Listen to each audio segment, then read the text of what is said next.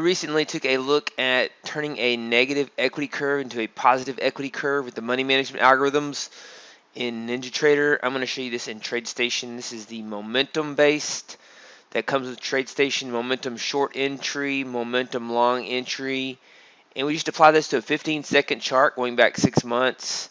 Horrible results. You don't want to trade a strategy like this. 6 months, lost $121,000 on 7,314 trades.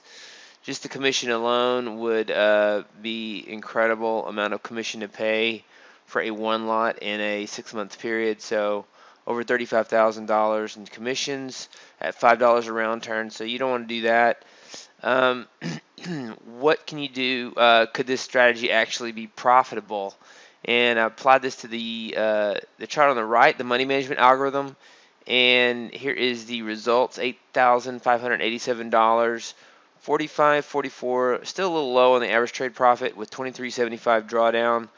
And this is the equity curve, so not bad to come up with an equity curve that uses the momentum like this on the left and then apply the algorithm on the right. And what the algorithm does is it takes a look, it enters on a limit order, and it looks at the pinpoint entry algorithm and the open equity moving average. And so it makes sure the open equity moving average of the last 5 bars versus 10 bars, dual period moving average, is the 5-bar moving average is greater than the 10-bar moving average.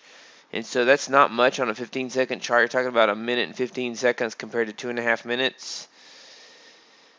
And you're also looking for a loss of $50. If you're down $50 on the trade, then that's when you start trading on a limit order. So you'll find that the advantage of this in a strategy like this is that there's so many trades, you're hardly ever down $50. And when you are, that's an opportunity for it to mean revert.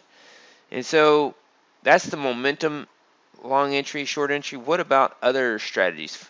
Let's take a look at the MACD. Let's turn the momentum off.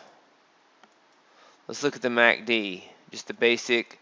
These ELD files come with TradeStation, so you can insert those in your chart on 15-second charts going back 6 months on @es.d, and you see the status.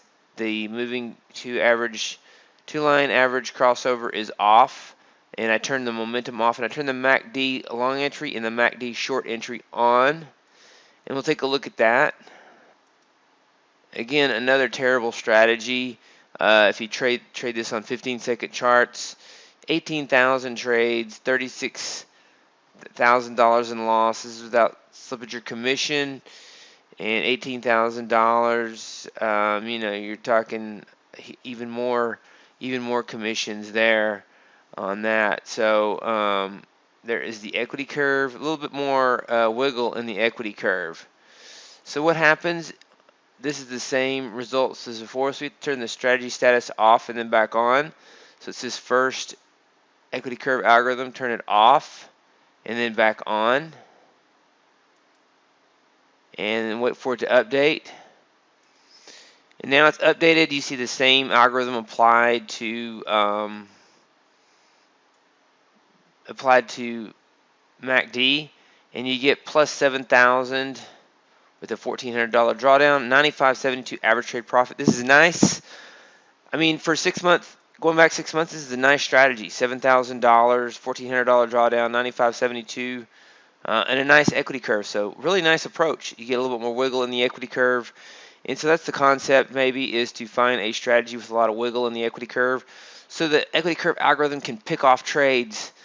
And we're going to go over the moving average. We have a little bit different approach. So if we go over here and we turn this strategy off and we take a look at the moving average next. We're going to turn the moving average is back on. And so now we're just looking at the moving average two-line crossover, 10.25 moving average, and that will update. And there are the results for the moving two average line crossover, 10.25 moving average, and you see about $50,000 in commissions alone on this many trades, almost 10,000 trades. Not something you want to trade. And let's see how the equity curve algorithm picks it off. It's not as good as the other two. Let me see here. So the results are not as good, but it's not terrible. You see 1,087.50, $2,500 drawdown, 1265.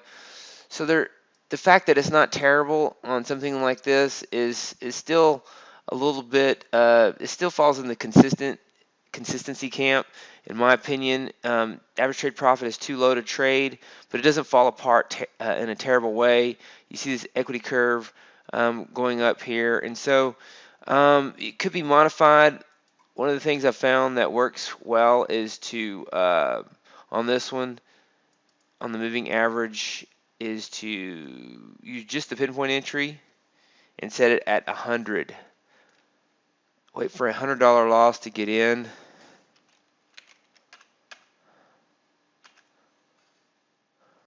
And here are the results when you wait for $100 loss.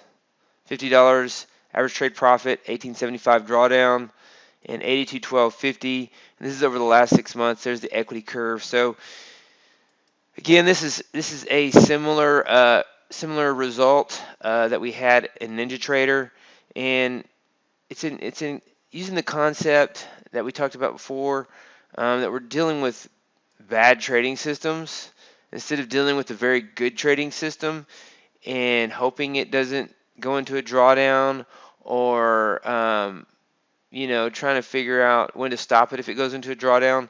This concept is to take a pessimistic, contrary approach and say, I have a standard strategy that's unoptimized. We just use the moving average crossover, and it's a bad system, and we're going to we're going to trade it when it works. We're going to only trade this bad system when it works. And you see there's periods of time when it does work, but overall it's a bad strategy. And so it's just a different approach, it's a different mindset, picking off good trades in a bad strategy versus taking a good system and hoping it doesn't take bad trades or go through a bad drawdown.